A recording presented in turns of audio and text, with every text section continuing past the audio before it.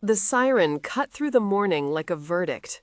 He stood by the gutter, shirt clinging to his back, and watched the ambulance lights paint the pavement red. "Stop the bleeding," someone shouted into a phone. In the doorway, a woman pressed both hands to her stomach and whispered a name, as if calling it back from the dark.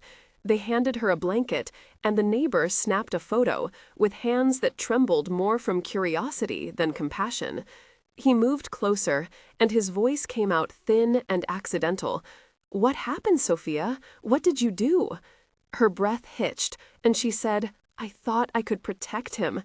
And in that short, impossible sentence, the house turned into a scene everyone would narrate for weeks. Follows until the end to see the proof that unravels everything.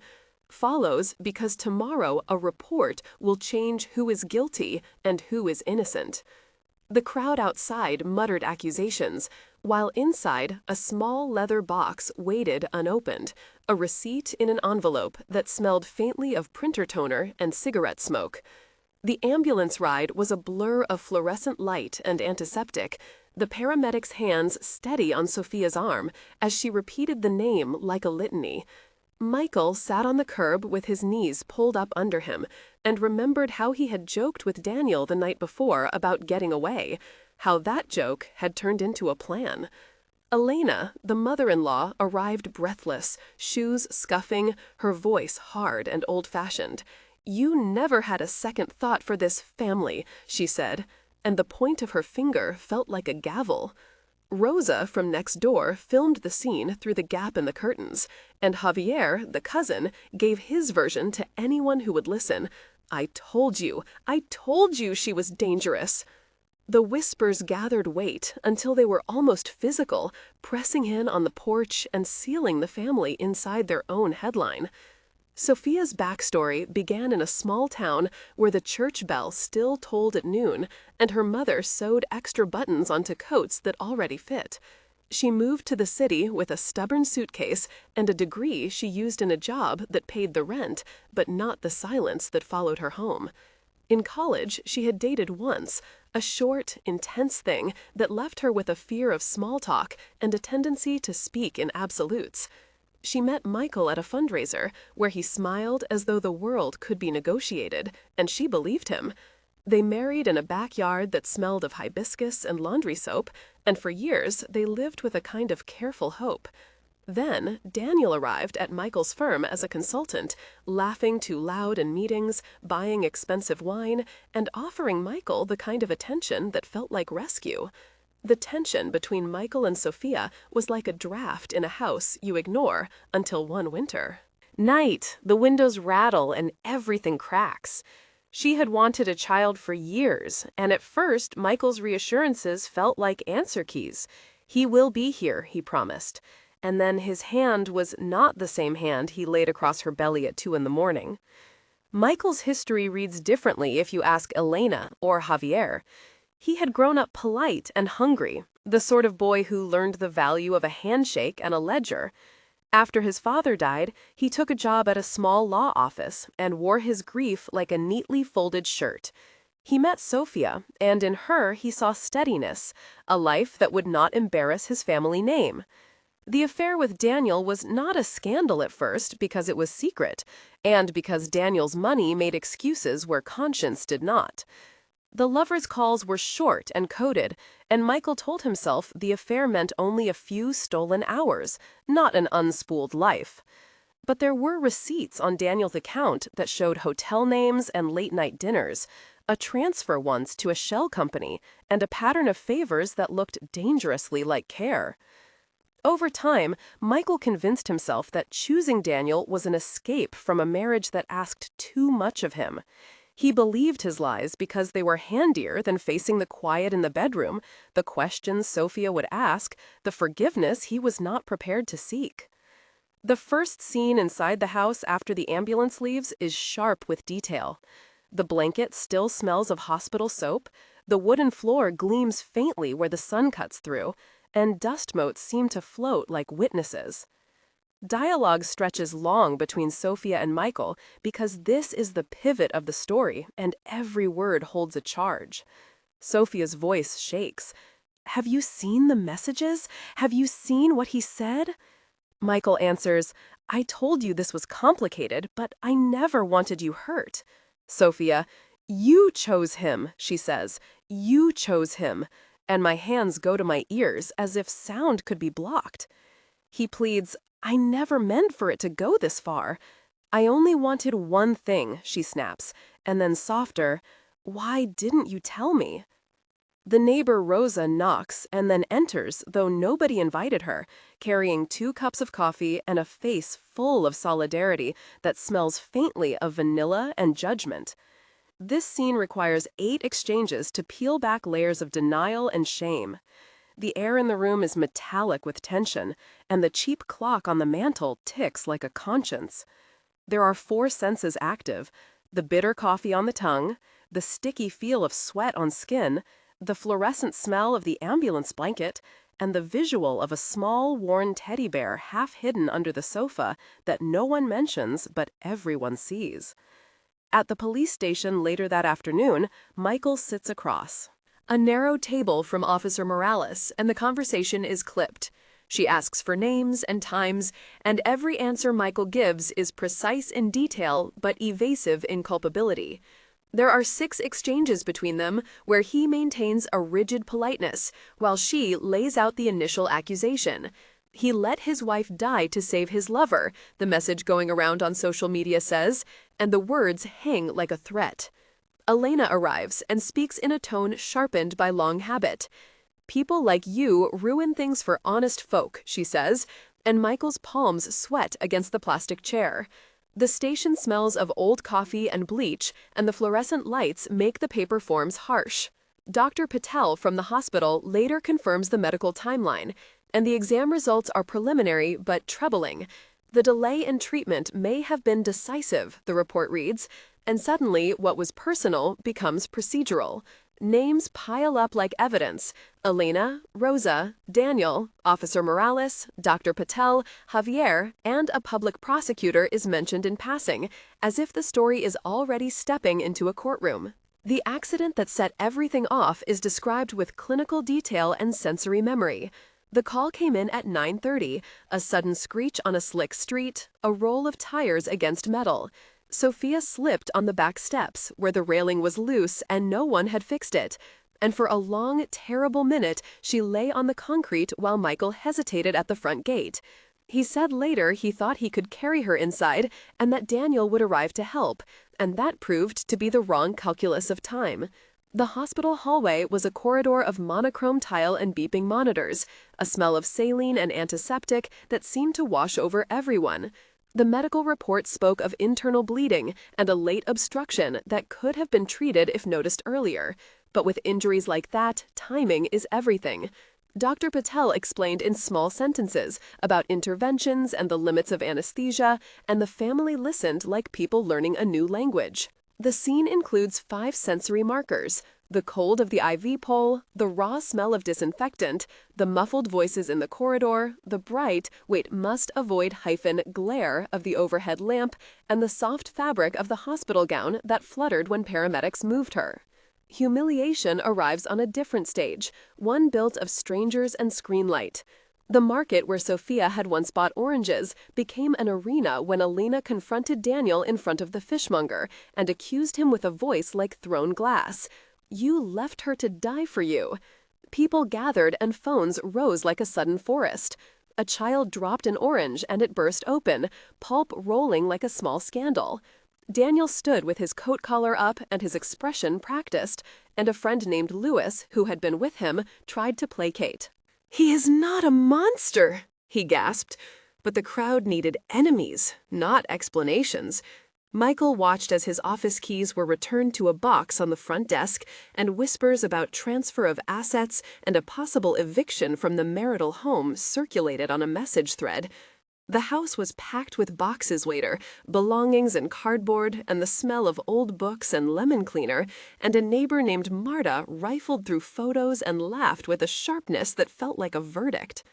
6 exchanges of dialogue take place in this scene, each quick and public, and the sensory detail includes the sticky citrus underfoot, the metallic clang of keys, the tremor in a child's voice, the rustle of paper, and the sour taste of vinegar someone used to clean.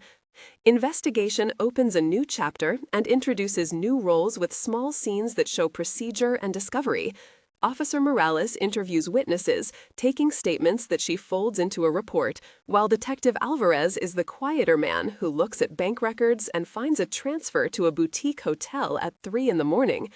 Javier, the cousin, provides an old voicemail that seems to reveal a cover story, and Rosa produces a video from her camera phone showing Michael and Daniel leaving together the night before. Dr. Patel's lab files come with a stamped date and time, and a medical report is requested by the prosecutor. The scene contains an explanation of how a simple blood test can reveal inconsistencies and a short technical description of chain of custody procedures that lasts about 300 words but remains accessible. The tests were processed at the city lab, samples sealed with numbered tape and recorded in a chain of custody log to ensure accuracy.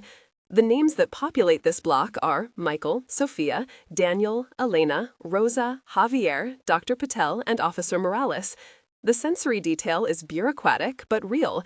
The paperweight cold in a hand, the whisper of printer rollers, the sterile light of a microlab, the scratch of pen on paper, and the faint coffee ring on a witness statement.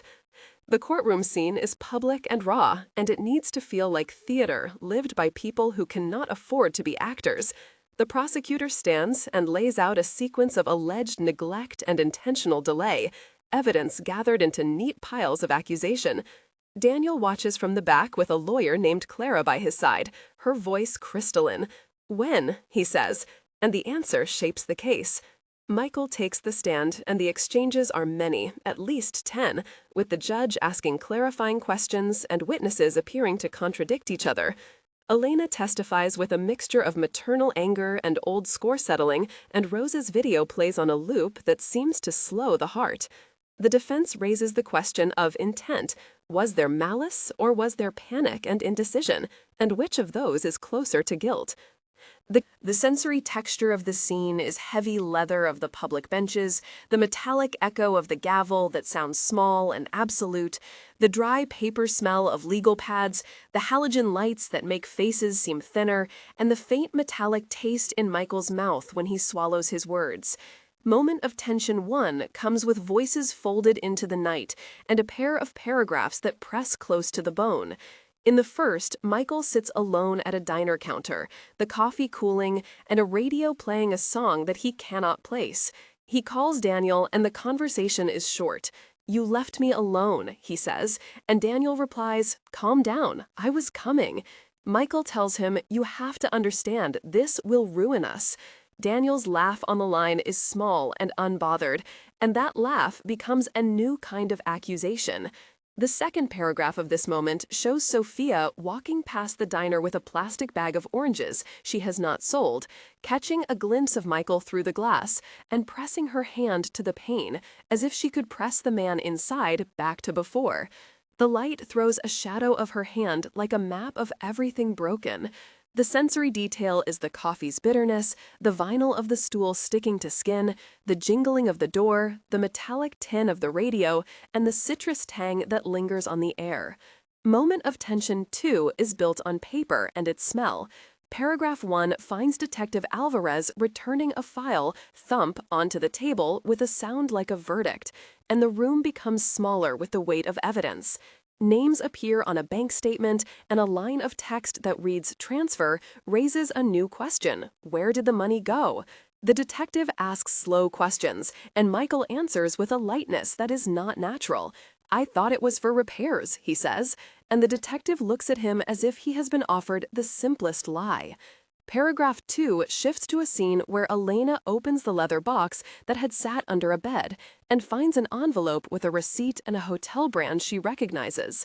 Her face closes around the paper like a fist. The smell of the leather and the paper and her perfume mix into a small and decisive proof, and the neighbors gather like crows. The sensory details include the papery rasp of envelopes, the sting of perfume, the cold metal of a house key, the dim blue of the refrigerator light, and the clack of shoes on tile. Moment of Tension 3 happens in 2 compressed paragraphs as a crowd forms outside the hospital when a reporter breaks a segment titled A Betrayal in 3 Acts, and the video cuts to a clip of Michael and Daniel laughing in a restaurant. The week before. Paragraph 1 details how a young intern at the news station, Marisa, copied a file to a shared drive, and that one action spreads like spilled oil. The reporter's voice is precise. "You chose him over your wife," she says, and the clip rewinds in the public imagination. The sensory list includes the hiss of the red recording light, the plastic chill of studio microphones, the sour smell of takeout food in an alley, the neon glare on the street, and the rustle of campaign flyers stuck into mailboxes the next morning.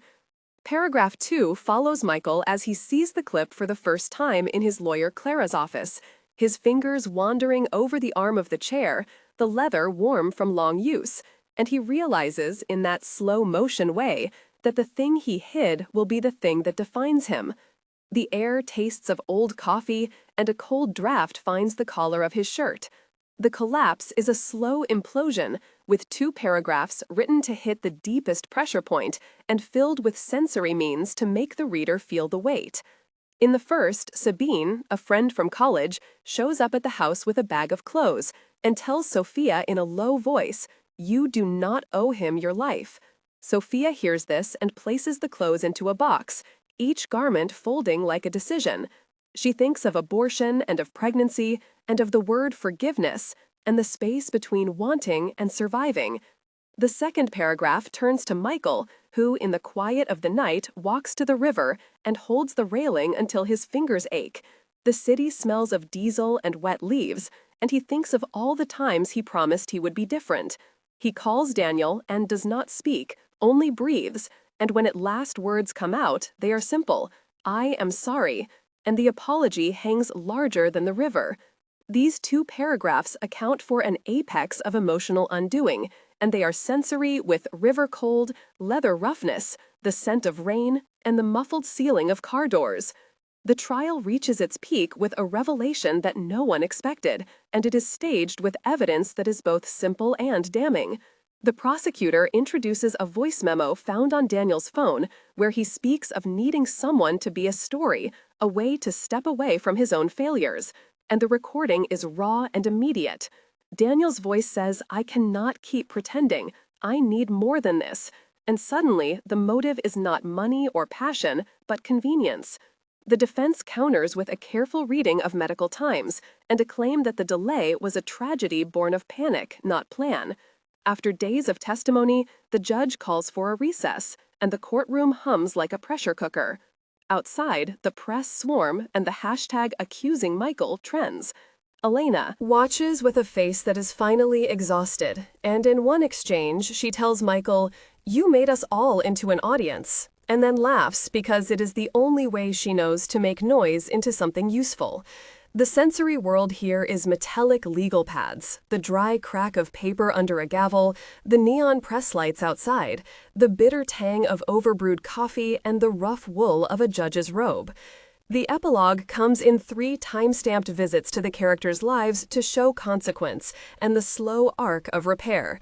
1 month later, the house is quieter, though boxes still line the hallway, and the municipal notice about an eviction hangs on the kitchen door like a scar.